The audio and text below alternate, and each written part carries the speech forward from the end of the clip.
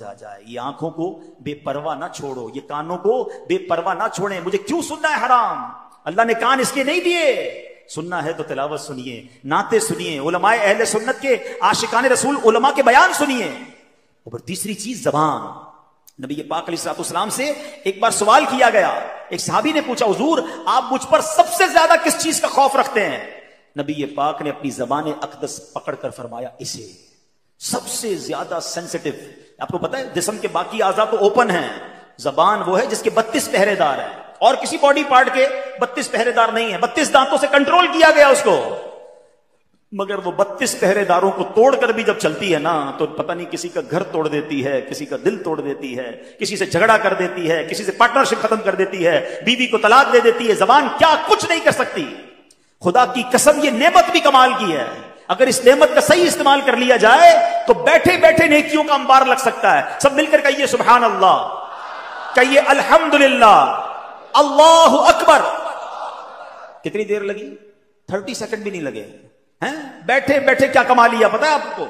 अल्लाह के नबी अलैहिस्सलाम के सच्चे वादे हैं। जो एक बार सुभान अल्लाह कहे जन्नत में दरख्त लगा दिया जाता है, एक बार अल्हम्दुलिल्लाह कहे जन्नत में दरख्त लग गया, एक बार अल्लाहु अकबर कहे जन्नत में दरख्त लग गया। अफजलुल जिक्र कहा गया ला इलाहा इल्लल्लाह। मैं बैठा रहूं ला इलाहा इल्लल्लाह पढ़ता रहूं, बैठा रहूं सुभान अल्लाह पढ़ता रहूं, बैठा रहूं अल्लाहु अकबर पढ़ता रहूं। नबी पाक फरमाते जन्नत के खजानों में से, जन्नत की क्यारियों में से अगर किसी को कुछ चुनना है तो ला हौला वला कुव्वता इल्ला बिल्लाह पढ़ ले। ये जन्नत के खजानों में से खजाना है। हदीस पाक का मजमून है। कितना आसान है, वाकई कमाल की नेमत है। लेकिन प्रॉब्लम यह है इस नेमत का सही इस्तेमाल नहीं कर रहे। इस नेमत से कोई फायदा उठाने की बजाय गुनाह कर रहे हैं, गालियां दे रहे हैं, बेहयाई की बातें हो रही हैं, खीबतें हो रही हैं, झूठ बोल रहे हैं। ना करें ऐसा, मारे जाएंगे।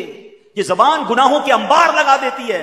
किसी का दिल तोड़ने से पहले सोचो कि तलवार का जख्म तो भर जाएगा, जबान का जख्म नहीं भरता है। आप जिंदगी में कई बार बोलकर पछताए होंगे कि यार काश चुप रह जाता, कभी खामोश रहकर नहीं पछताए होंगे।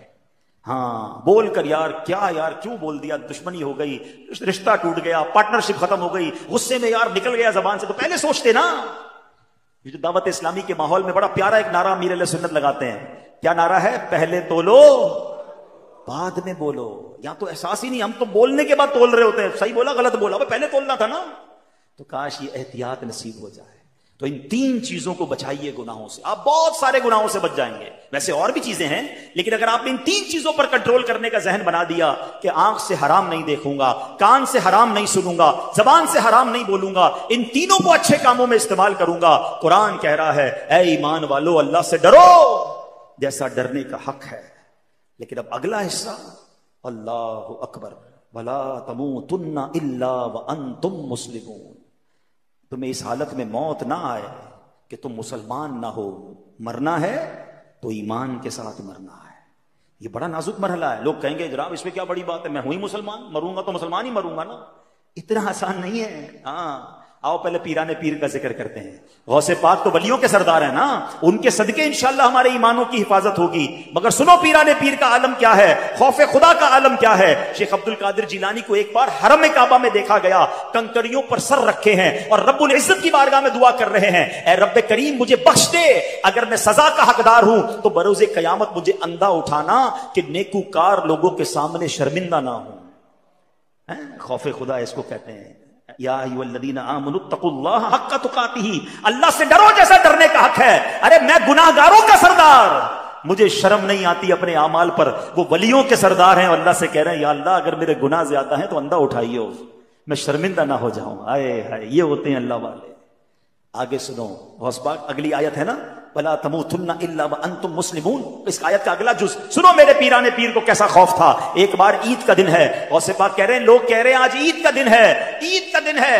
अब्दुल कादिर के लिए ईद का दिन वो होगा जब अपना ईमान सलामत लेकर दुनिया से जाएगा। उनको इतनी फिक्र है ईमान पर मौत की कि कब्र में ईमान सलामत लेकर जाना। क्या मुझे और आपको ये फिक्र है? आपको पता है सारी जिंदगी रोजे रखे, सारी जिंदगी नमाजें पढ़ी, सदका खैरात हज, सारी जिंदगी नमाजें पढ़ी, और अगर मरने से पहले ईमान चला गया ना तो ये सब कुछ जीरो हो जाएगा। हदीस पाक में आता है हर बंदा उस हालत पर उठाया जाएगा जिस पर मरेगा। अब यहां 2 बातें हैं, ईमान पर मरेगा तो ईमान पर उठाया जाएगा, कुफ्र पर मरेगा, कुफ्र पर उठाया जाएगा। ईमान भी बचाना है। और एक और बात सोचिए, शराब के नशे में मरेगा तो नशे में उठाया जाएगा। फिल्म देखते देखते मरेगा तो किस हालत में उठेगा? बदकारी करते करते मरेगा तो किस हालत में उठेगा? जुआ खेलते खेलते मरेगा तो किस हालत में उठेगा? सोचिए।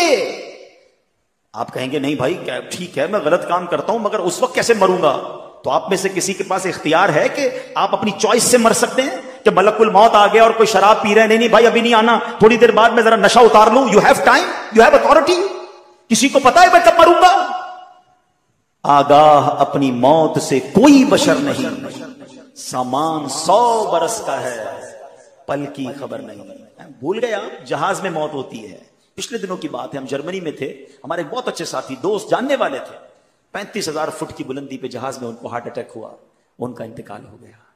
अरे चलो जहाज को छोड़ो, हजारों मीटर समुद्र के नीचे भी तो मौत आई थी ना, भूल गए? थोड़े दिनों पहले का ही वाकया है ना, लाखों डॉलर देकर उस जगह पहुंचे जहां मौत लिखी हुई थी। बाप बेटा पाकिस्तानी मुसलमान, अगर वो ईमान पर गए तो अल्लाह उनकी मगफिरत फरमाए, गुनाह माफ फरमाए, हम दुआ करते हैं उनके लिए। लेकिन सोचो इधर भी मौत आ सकती है। कितनी प्लानिंग्स थी उनकी कि ये देखेंगे वो देखेंगे, वीडियो बनाएंगे। गालिबन वालिद की बर्थडे थी, वो बर्थडे पर अपने बेटे को लेकर गया। अरबों खरबोपति खानदान है। ये सब वाकयात बता रहे हैं कि मौत कभी भी और कहीं भी आ सकती है। हजरत सुलेमान के दौर का वाकया है ना, एक शख्स हजरत सुलेमान के पास बैठा था, मलकुल मौत आए और उसको बड़ा घूर के देख रहे थे। तो जब चले गए मलकुल मौत तो हजरत सुलेमान का वो दोस्त था, जानने वाला था, कहता हजरत ये कौन थे जो मुझे बड़ा घूर के देख रहे थे? कहा ये मलकुल मौत थे, रूह कब्ज करने वाला फरिश्ता आया था। कहा हजरत लगता है मेरा टाइम करीब आने वाला है, इतना घूर के देख रहे थे, आपकी तो हवाओं पर हुकूमत है, आप जल्दी से हवा को हुक्म दे मुझे यहां से हिंदुस्तान ले जाए। हैं? अब गालिबन मिस्र था वो, हजरत सुलेमान ने हवा को कहा इस बंदे को हिंदुस्तान ले जाओ, हिंद ले जाओ। थोड़े दिनों बाद मलकुल मौत आए तो हजरत सुलेमान ने पूछा, ए मलकुल मौत, ए रूह कब्ज करने वाले फरिश्ते, थोड़े दिनों पहले तुम आए थे, मेरा एक दोस्त बैठा था, बड़ा तुम उसे गौर से देख रहे थे, माजरा क्या था? कहा हजरत मैं ये सोच रहा था, मलकुल मौत कहते हैं कि मेरे पास ये लिखा हुआ है कि थोड़ी देर बाद इसकी रूह हिंद में कब्ज करनी है, बंदा आपके पास बैठा है। बात आई समझ? उसको पहुंचना था वहां पर। उसने खुद कहा हजरत सुलेमान से कि हुजूर आप हवा को हुक्म दें कि मुझे हिंद पहुंचाया जाए, वहीं पहुंचेंगे मैं और आप। अल्लाह करे मदीने पहुंचे। या अल्लाह सखी के दर पर आए हैं, हमें मदीने के सिवा कहीं मौत ना देना। जब आखिरी वक्त आ जाए मौला मदीने बुला लेना। सब्ज गुम्बद के जलवे हो, आका का जलवा हो, ईमान और आफियत पर कलमा पढ़ के मदीने में मौत नसीब हो जाए। खुदा की कसम खुश नसीब है जो मदीने में मरता है। नबी पाक ने फरमाया तुम में से जिससे हो सके वो मदीने में मरे, कि जो मदीने में मरेगा मैं उसकी शफाअत करूंगा। मेरे प्यारे इस्लाम में 2 टारगेट अब ले लो आज। एक तो ईमान पर मरना है और बुरा खात्मा ना हो, गुनाहों के दौरान नहीं मरना है। अब वो बंदा सोचे जो शराब पीता है कि शराब पीते पीते मर तो सकता हूं ना। जो बदकारी करता है वो सोचे बदकारी करते करते मर तो सकता हूं ना। जुआ खेलने वाला सोचे कि जुआ खेलते खेलते मर सकता हूं। चोरी करने वाला सोचे कि किसी का घर लूट रहा हूं, किसी की जेब काट रहा हूं, किसी को पिस्तौल दिखा के मोबाइल छीन रहा हूं, उसी वक्त मर गया। तो आका ने फरमाया जिस हालत में मरेगा उसी हालत में उठाए। क्या मुंह दिखाऊंगा अल्लाह को? है अल्लाह की नाफरमानी करते करते मरूं? मां बाप को सताते सताते मर गया तो क्या हुआ? क्या होगा सोचो। भाई बहनों के साथ ज्यादती, अपनी बहनों की विरासत पर कब्जा करके मर गया तो क्या अल्लाह को मुंह दिखाऊंगा? मरना है याद रखना, मगर बुरी मौत नहीं मरना है। अब मुझे बताओ तमन्ना सबकी क्या है? कि नमाज में मौत आ जाए, सजदे में मौत आ जाए, कुरान पढ़ते पढ़ते मौत आ जाए, कलमा पढ़ते पढ़ते मौत आ जाए, मस्जिद में मौत आ जाए, है ना तमन्ना? अब मैं आपसे सवाल करता हूं, सच्ची अपने दिल से सच्चा जवाब देना। बताओ किसका चांस ज्यादा है अच्छी मौत का? उसका कि जो एक वक्त की नमाज नहीं पढ़ता है, जो बेहयाई के काम करता है, जो दोस्तों के साथ बैठकर गीबतें करता है, फिल्में ड्रामे गाने बाजे देखता और सुनता है, जो शराब की महफिलों में ताश की महफिलों में बैठता है, उसको मौत आएगी तो क्या उसको सना सजदे वाली कुरान वाली तिलावत वाली मौत आएगी? ये सच बताओ उसका चांस ज्यादा है जो 5 वक्त बाद जमात मस्जिद में नमाज पढ़ता है, रोज तिलावत कुरान करता है, 313 बार कम से कम रोजाना दुरूद पाक पढ़ता है, अपने माँ बाप से जब मिलता है उनके हाथ चूमता है, मुसलमानों को नेकी की दावत देता है, कभी दर्स में बैठता है, कभी इज्तिमा में जाता है, कभी मदनी मुजाकरे में जाता है, कभी मदनी काफले में जाता है। अरे मौत तो सबको आनी है, دل سے اپنے دل پہ ہاتھ رکھ کے بتاؤ کس کا چانس زیادہ ہے کہ انشاءاللہ جس کی اچھی موت آئے گی؟ یقیناً اس کی آئے گی جو روزانہ اچھے کام کر رہا ہو. میں سچ بتاؤں، عقل مند وہ ہے، وہ کام چھوڑ دو جس حالت میں مرنا نہیں چاہتے، کیونکہ اگر اس حالت میں مر گئے نا تو واقعی مارے جائیں گے. اللہ مجھے اور آپ کو اچھے کاموں میں لگا دے، نیکی کے کاموں میں لگا دے. ہمارا جینا مرنا نیکی کے کام بن جائیں. ہم کاروبار بھی کریں تو حلال کمائیں، روزگار پہ بھی جائیں اللہ کی رضا والے کام کریں، ادھر بھی دکان پر نماز کا ٹائم ہو تو نماز پڑھیں، بدنگاہی سے ادھر بھی بچیں، موقع ملے تو نیکی کی دعوت دیتے رہے، تاکہ کبھی بھی اگر ملک الموت آ جائیں، کبھی بھی مجھے موت آ جائے تو اچھا کام کرتے کرتے اللہ رسول کی باتیں کرتے کرتے دنیا سے جاؤں. کاش یہ بات ہمیں نصیب ہو جائے کہ میں سو جاؤں یا مصطفیٰ کہتے کہتے، میں سو جاؤں یا مصطفیٰ کہتے کہتے اور پھر کھلے آنکھ صلی اللہ کہتے کہتے. تو ایک ٹارگٹ یہ لینا ہے کہ برے کام چھوڑ دیں جس حالت میں مرنا نہیں چاہتے، مرنا اچھی حالت میں ہے. اور دوسرا ٹارگٹ کیا ہے؟ ایمان سلامت لے کر جانا ہے. سیدی اعلیٰ حضرت فرماتے ہیں کہ جس کو زندگی میں سلب ایمان کا خوف نہ ہو، یعنی جس کو یہ خوف نہیں ہے نا کہ میرا ایمان چھن سکتا ہے، مرتے وقت اس کا ایمان سلب ہونے کا اندیشہ ہے، ڈر ہے کہ اس کا ایمان سلب کر لیا جائے. اے میرے پیارے اسلام بھائیوں، ایمان کی جو ڈاکو ہے نا وہ گھوم رہے ہیں. ہاں اس وقت بہت برا حال ہے. بڑی پلاننگ کے ساتھ میرے اور آپ کے ایمان کو چھیننے کے لیے شیطان نے پلان کیا ہوا ہے. شیطان بڑا مردود ہے، وہ تھوڑی چاہتا ہے میں اور آپ ایمان لے کر جائیں، وہ چاہتا ہے میں تو جاؤں گا جہنم میں، ان کو بھی ساتھ لے جاؤں. تو مذہبی حلیہ اپنا کر کوئی سوشل میڈیا پہ بیٹھا ہوا ہے، کوئی انٹرنیٹ پر بیٹھا ہے، کوئی جناب قرآن کی اپنی تفسیر بیان کر رہا ہے، کوئی حدیثیں بیان کر کر کے لوگوں کو گمراہ کرنے کی کوشش کر رہا ہے، اور بھولے بھالے مسلمان سب کی باتیں سن رہے ہیں، سب کو فالو کر رہے ہیں، سب کو دیکھ رہے ہیں اور پریشان ہو رہے ہیں. مجھے سمجھ نہیں آتا. ایک بات بتاؤ، آپ کو گھر بنانا ہو تو موچی سے بناتے ہیں بلڈر سے بناتے ہیں؟ بلڈر سے بناتے ہیں، موچی کا کام نہیں ہے. چپل بنانے ہوتے تو موچی سے بناتے ہیں، دوائی لینی ہوتی ہے تو موچی سے نہیں لیتے، ڈاکٹر سے لیتے ہیں. جس کام کی ضرورت اس کے ایکسپرٹ کے پاس جاتے ہو نا. تو میرا دین اتنا مظلوم ہو گیا کہ جو سکھائے اس سے سیکھنا شروع کر دو گے.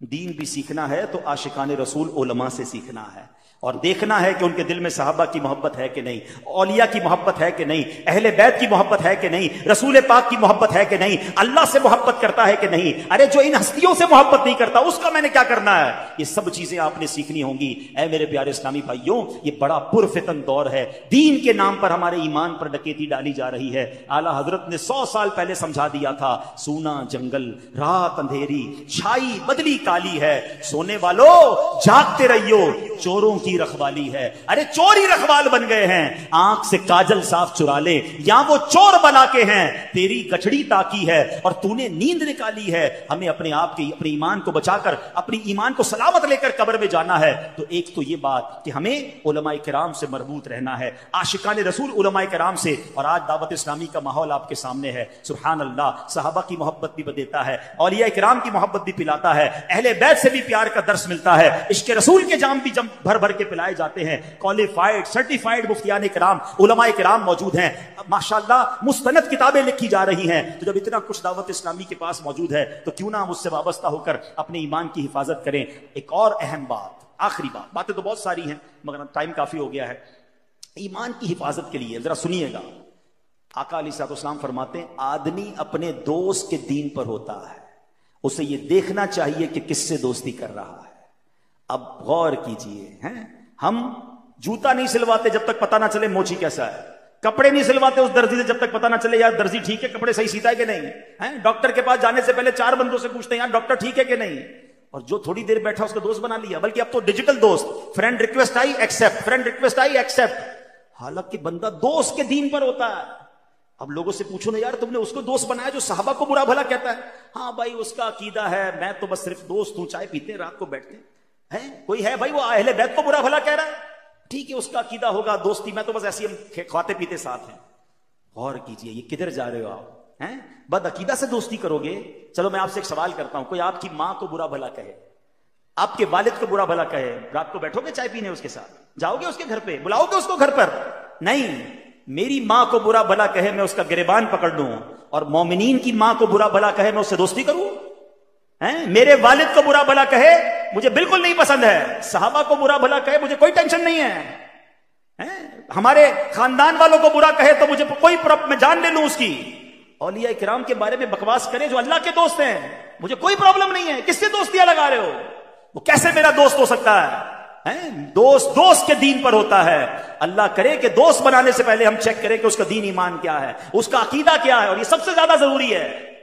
اگر وہ اللہ رسول کا نہیں، صحابہ اہل بیت کا نہیں، چاہے میرا رشتہ دار کیوں نہ ہو، میرا اس سے کوئی تعلق نہیں ہے. الحب فی اللہ بل بغض فی اللہ، محبت بھی اللہ کے لیے ہے، اگر دشمنی ہے تو اللہ کے لیے ہے. ذاتی کوئی دشمنی نہیں، ذاتی کوئی محبت نہیں. آخری بات سن لو، امام حسن مجتبی نے ایک بار مولا علی سے سوال کیا، نواسہ رسول ہے نا، کہتے ہیں اے بابا جان کیا آپ مجھ سے پیار کرتے ہیں؟ کہاں بیٹا تم سے پیار کرتا ہوں. بابا جان آپ حسین سے بھی پیار کرتے ہیں رضی اللہ عنہ؟ کہاں میں حسین سے بھی پیار کرتا ہوں. آپ نبی پاک سے بھی پیار کرتے ہیں؟ کہاں آپ کے نانا جان سے بھی پیار کرتا ہوں. آپ اللہ سے بھی پیار کرتے ہیں؟ کہا میں اللہ سے بھی بہت محبت کرتا ہوں. تو چھوٹی عمر میں تھے، کہتے ہیں بابا جان ایسا کیسے ہو سکتا ہے، ایک دل میں اتنی ساری محبتیں جمع کر لی آپ نے؟ امام مولا علی تو پھر مولا علی ہے نا. کیسا جواب؟ آقا فرماتے میں علم کا شہر ہوں، علی اس کا دروازہ ہے. کہتے ہیں بیٹا دیکھتے نہیں جب نماز کا وقت ہوتا ہے سب کو چھوڑ کر اللہ کی بارگاہ میں حاضر ہو جاتا ہوں. محبت تو ایک سے ہی کرتا ہوں، اس کی وجہ سے باقی سب سے محبت کرتا ہوں. ہمیں جو صحابہ سے پیار ہے نا وہ اللہ کی وجہ سے ہے، اولیاء سے پیار اللہ کی وجہ سے، اللہ کے پیارے ہیں نا.